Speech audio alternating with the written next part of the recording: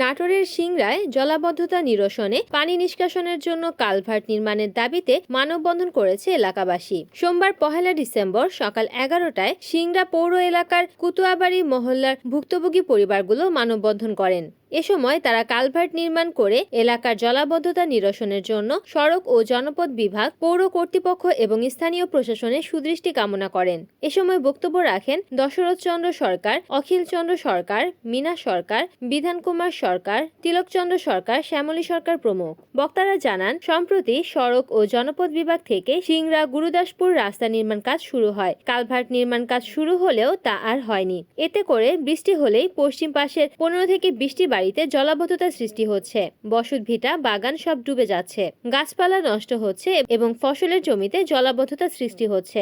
এজন্য তারা কালভার্টের দাবি জানিয়েছেন। একজনের জমি আছে, এই জমিতে অনেক আবাদ হয়, আবার যে অনেক ঘর বাড়ি আছে, এই ঘর বাড়িগুলো কোনোদিন বৃষ্টির জলে ডুবেনি। এখন এমন পরিবেশ যে রাস্তাতে যাওয়ার ফলে যে পিছনের জলগুলা বাহির হইতে পারে না। এখন এই জায়গায় এখন একটা কালভার্ট বিশেষ প্রয়োজন। যে জলাবদ্ধ হয়ে আছে, জলাবদ্ধের জন্য কালভার্টের সবারই প্রয়োজন। এখানে আমাদের বাড়িতে, আমারও বাড়িতে জল উঠেছে, এবং এবং আশেপাশে আমার জমি আছে, ওগুলা জমি আবাদ হচ্ছে না, আর হচ্ছে না, সবারই প্রয়োজন। কালভার্ট দেওয়ার পরিকল্পনা ছিল এবং খোনা হয়েছিল। যাই হোক, পার্শ্বের জমিওয়ালারা বাদী হওয়ার কারণে কালভার্টটা স্থগিত হয়ে যায়। এখন স্থগিত হওয়ার পরে দেখা যাচ্ছে যে এই এলাকা, এই পার্শ্বের লোকজনের বিশাল সমস্যা।